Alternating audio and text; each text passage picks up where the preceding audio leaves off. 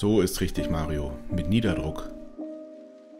Guten Morgen. Wir sind gerade die ersten 500 Meter gerollt. Anne zieht jetzt noch mal ihre Armlänge an, weil es doch ein bisschen kühler ist.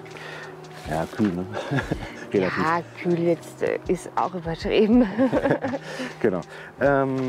Ja, wir sind jetzt vom Campingplatz abgefahren, fahren ca. 100 Kilometer mit 1100 Höhenmeter.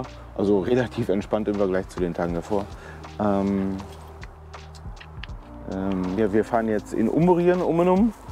Wir fahren erstes Mal frühstücken, dann nach Perugia, dann kommt noch Assisi und dann landen wir auf dem Campingplatz. Wir haben vorhin gesagt, dass es so jetzt dann irgendwann auch mal reicht. 14 Tage am Stück, Radreise bräuchten wir jetzt auch nicht. Das sind eh genug Eindrücke, die du jetzt schon hast.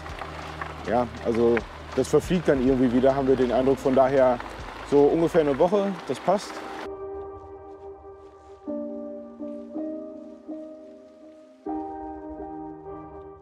Ja!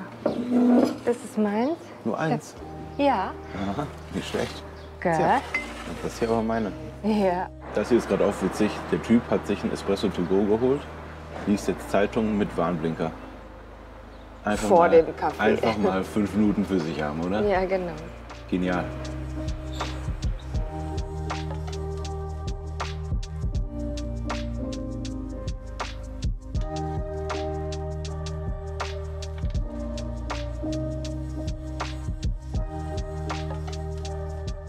Was, glaube ich, auch ganz entscheidend bei der Reichweite vom E-Bike ist der Untergrund. Also auf gutem Asphalt braucht man viel weniger Energie als auf Schotter. Ne?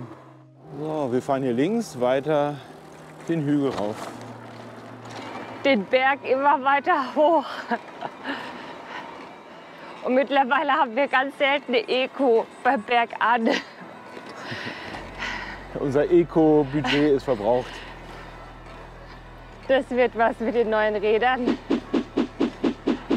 Ja, das wird eine andere Welt.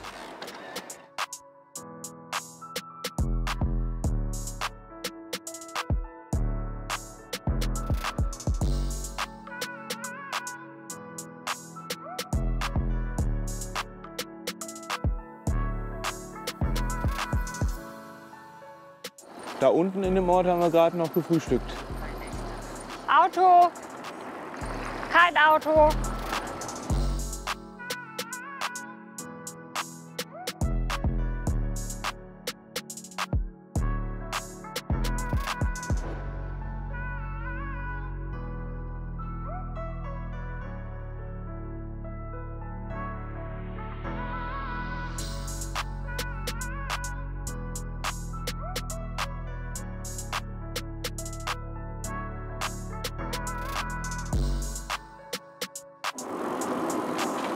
...20 Kilometer haben wir mittlerweile im Sack.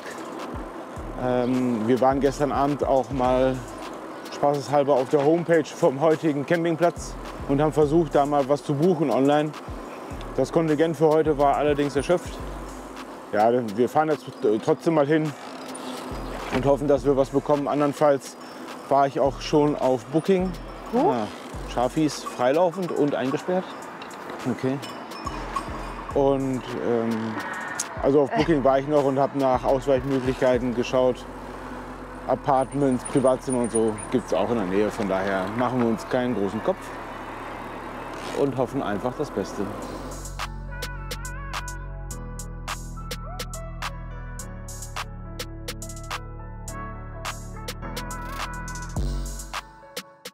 Esetto Bici e Pedoni. Ich weiß nicht, was das heißt. Aber das soll uns mal zum Vorteil genügen.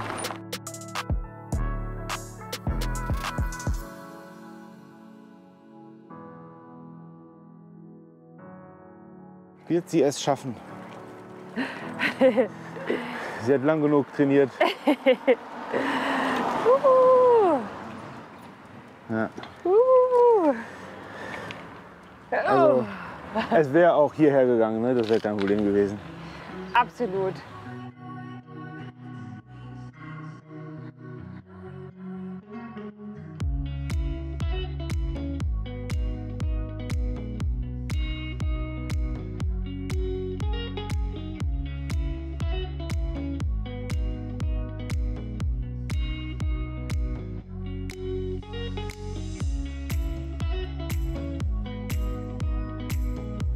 Ui. Ja, gut. Und noch einer. Ja. Was stand da? Bicicletta a mano? Fahrrad in die Hand nehmen oder wie? Was heißt das? Ach so, echt? Nee, keine Ahnung, weiß ich nicht.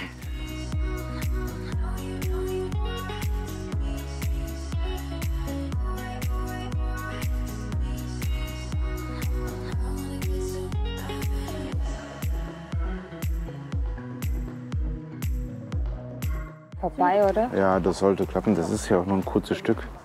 Also, ¿qué pasa?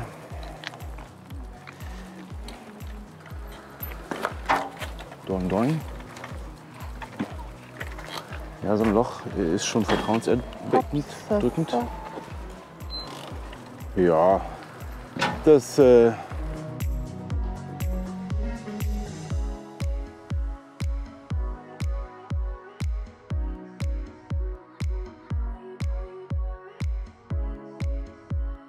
Ich glaube, ich schaff's nicht.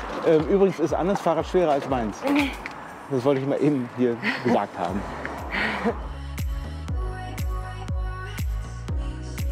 Ist das eine Dehnungsfuge? Ehe wir nach Perugia reinkommen, steht jetzt dieser Anstieg vor uns.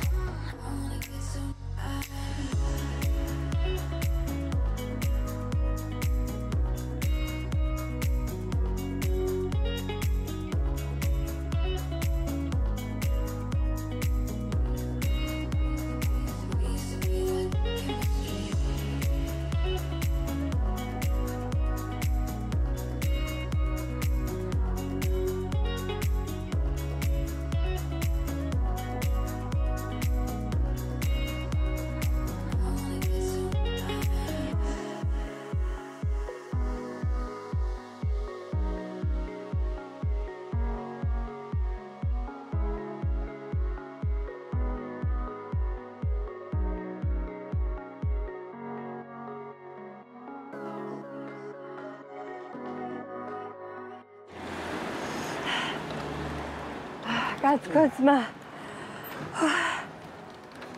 Ja, hier kann man doch mal ein Päuschen machen, ne?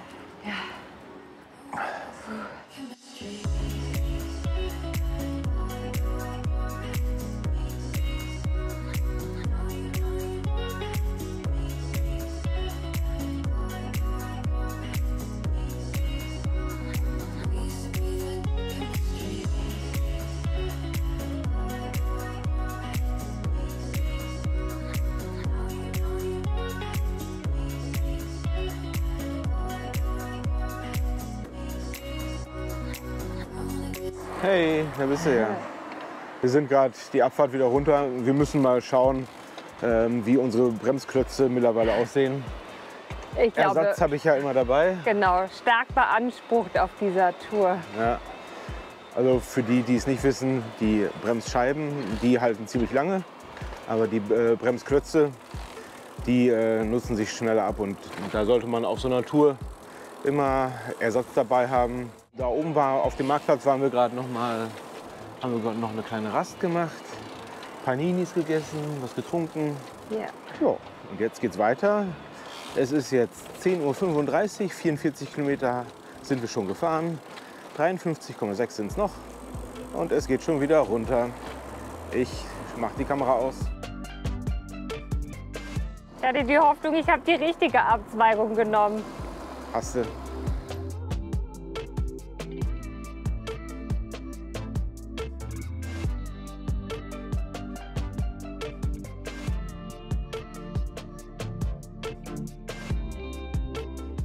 Taverna dell'Orso.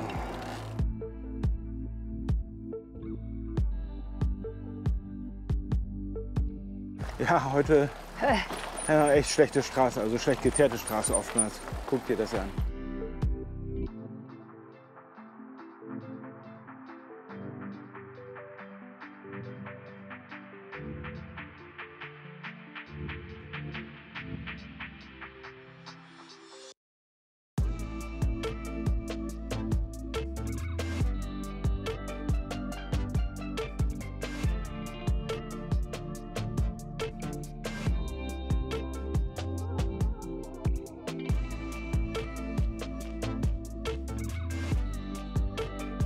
Das hier ist auf jeden Fall ein cooler Weg.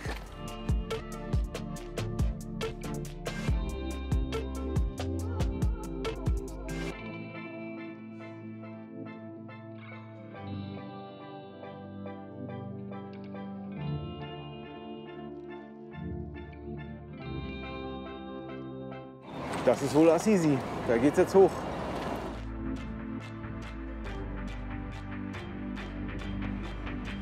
Wir sind auf dem Weg nach oben.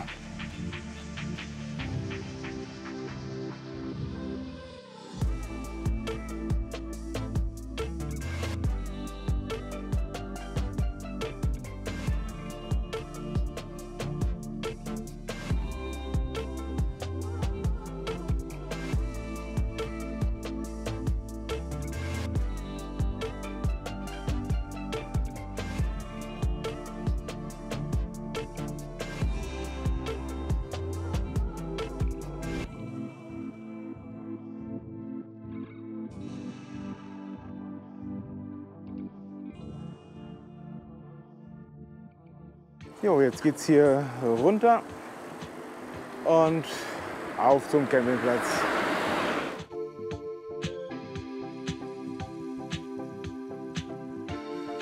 Es passt zwar gerade eigentlich gar nicht zum Wetter, aber ich habe gerade eine Kooperationsanfrage von einem Hersteller für Handyhalterungen, für wasserdichte Handyhalterungen bekommen. Und wasserdicht muss eine Handyhalterung meiner Meinung nach nicht sein, denn zum Beispiel mein iPhone, das ist wasserdicht, ich glaube 2 Minuten in einer Wassertiefe von bis zu 4 Metern, irgendwie sowas. Ja? Und das reicht auch bei stärkstem Regen. Ja? Also ist sowas halt nicht interessant. Handyhalterung schön und gut, aber eine wasserdichte Handyhalterung braucht man nicht. Wenn ihr euch das fragt, einfach mal googeln, euer Handyname eingeben bei Google, wasserdicht dahinter. So, und dann gibt es da halt Ergebnisse nach DIN oder so und dann steht da, wie weit wasserdicht euer Handy ist. Und darum mache ich mir gar keine Gedanken. Also braucht man so eine wasserdichte Handyhülle meiner Meinung nach auch nicht. Was wohl mal passieren kann, ist, dass hier in dem Konnektor ein bisschen Wasser reinkommt und dann kann man es mal 1-2 Stunden nicht laden, weil es dann noch feucht ist. Das kann mal passieren, ja. Für den Fall wäre es dann okay, aber nichts, was ich brauche.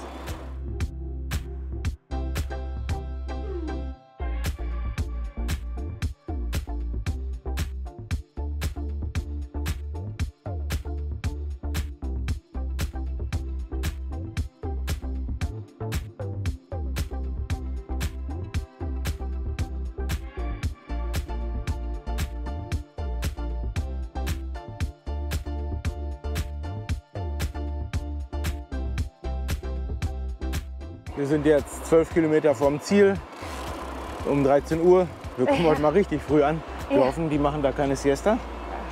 Und es drückt gerade ganz schön. Ne? Ja, heute ist es wirklich heiß. Also jetzt ist es, ja. Wir brauchen eine Schattenpause. Ja, oder eine Campingplatzpause.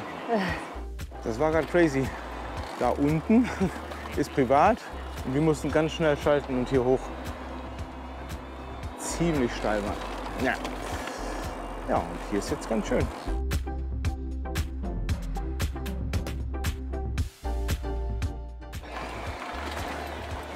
Spoleto. Jubi.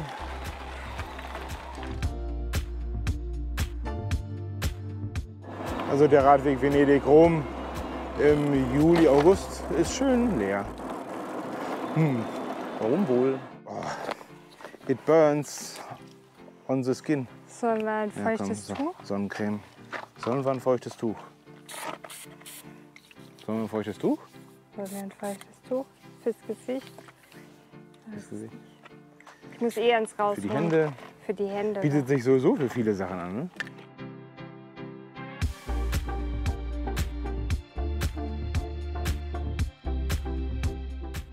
Was eine krasse Einfahrt, ey.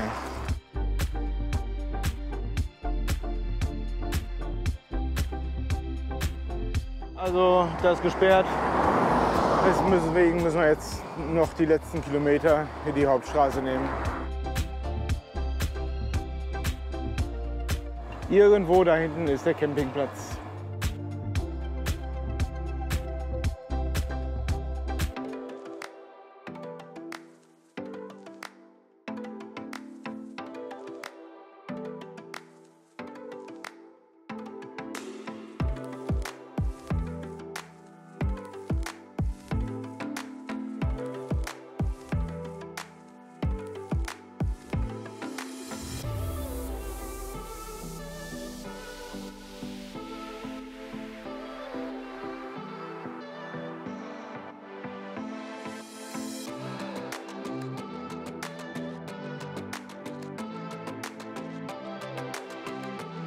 Richtig schöner Ort, ne? Wunderschön, ja, sehr zu empfehlen. Also falls wir nichts bekommen auf dem Campingplatz, gehen wir genau, dahin. Gleicher Gedanke, da fahren wir hin.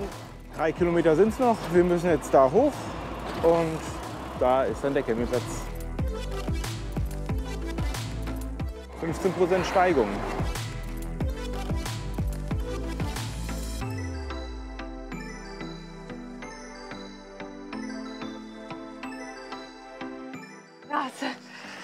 Ja, boah, jetzt sind wir hier hoch und ja, hier geht's nicht weiter und da geht's auch nicht hoch. Also wieder zurück, mal gucken. Also diese Allee hier nicht hochfahren. Die Aussicht ist schön. Die Aussicht ist schön sein. Die ist ein Traum. Ja. Die ist wirklich ein Traum. Gut. Aber macht halt auch keinen Spaß, wenn es dann nicht weitergeht. Ne? Das sind jetzt noch mal die anstrengendsten 2 Kilometer zum Genießen. Campingplatz, genau. So, weiter. Weiter geht's.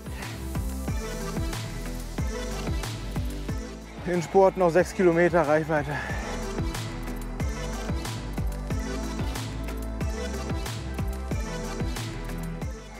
Turbo 3 Kilometer.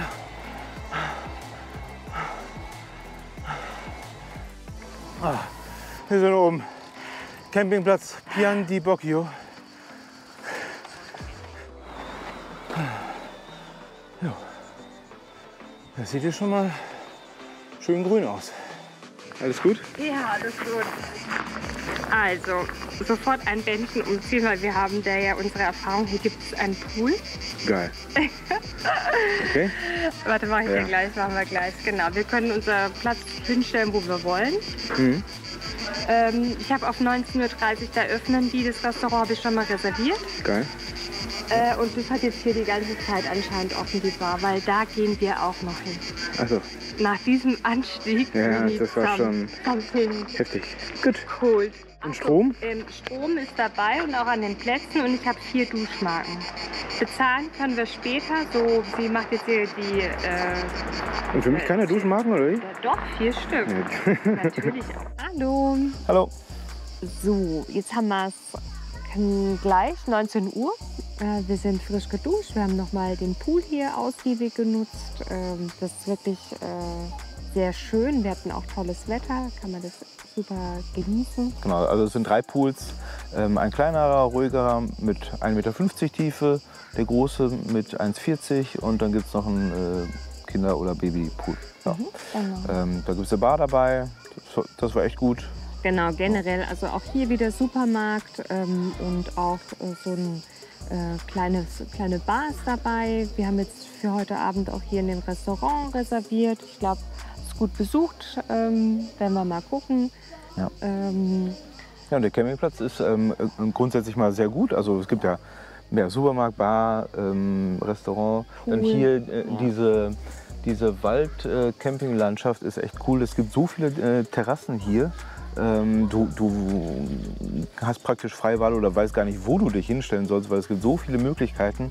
Wir haben Strom hier dabei, Genau. was übrigens, das habe ich vorhin noch auf dem Weg zur Dusche gedacht, wenn man das mal hier vergleicht, wir hatten bisher an jedem Campingplatz ohne Probleme direkt Strom am Zelt. Ja. Wenn man das vergleicht mit Bodensee-Königssee-Radweg, auf den ersten beiden Campingplätzen ging es nicht und es sind Campingplätze gewesen, die direkt am Bodensee-Königssee-Radweg sind. Und das ist hier erst am 4. einfacher. Haben wir es dann wirklich gemacht. Der dritte hat sich auch ein bisschen komisch angestellt. Und ja, also das war in Italien gar kein Problem.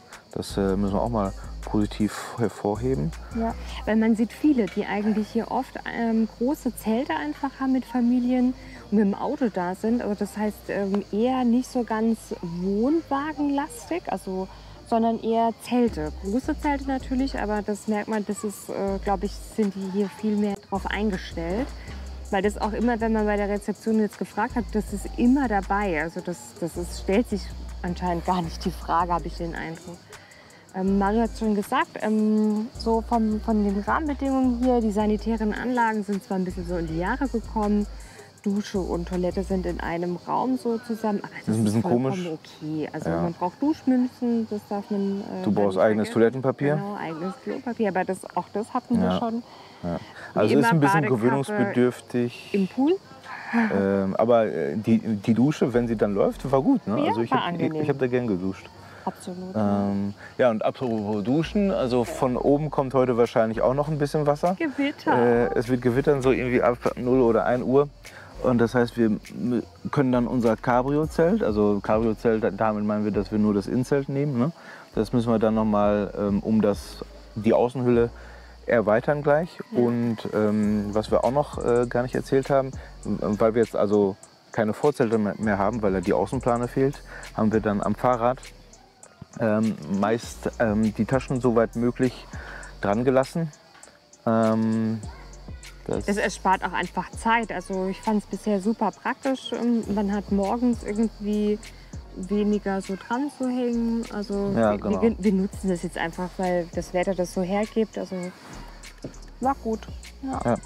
Genau. Und dann hoffen wir jetzt gleich was Leckeres zu essen hier zu bekommen. Genau. Und ein bisschen hungrig bin ich schon. Und wir Obwohl führen unsere Pizza-Diät weiter. Genau, obwohl wir vorhin noch uns ein Tiramisu gegönnt haben. Also heute haben wir wirklich geschlemmt, aber das muss ja im Urlaub auch einfach mal sein. Ja, wenn man in Italien ist, muss man auch schon mal Tiramisu essen. Ja, es Das- war köstlich. Unter dem Aspekt ist das total okay. Und wir hatten ja heute diese extrem lange Anfahrt und diese extrem lange Steigung. Also ich finde, wir waren auch heute schon durchaus sportlich. Ja, es war schon witzig, ne? Also extrem lang, also es waren ja 98 Kilometer. Ne? Schon witzig, dass da die Reichweite dann wieder so gerade reicht. Ja gut, wir haben heute nicht so gehaushaltet. Ne? Wir haben geklotzt und nicht gekleckert. Und die nächsten beiden Tage müssen wir auch noch mal ein bisschen mehr haushalten, damit wir da durchkommen. Und wahrscheinlich auf dem 8. Tag müssen wir zwischenladen. Also werden wir mal sehen. Vielleicht schaffen wir es morgen etwas mehr in Eco und ich weiß schon gar nicht mehr, wie das heißt. Eco, ich bin heute in Tour, Turbo gefahren Sport, die ganze Turbo. Zeit. Und darunter gibt's Off. Okay, das nutze ich nicht so oft. Gut, Also, einen schönen Abend genau. und bis morgen. Gute Nacht, bis morgen. Ciao. Ciao.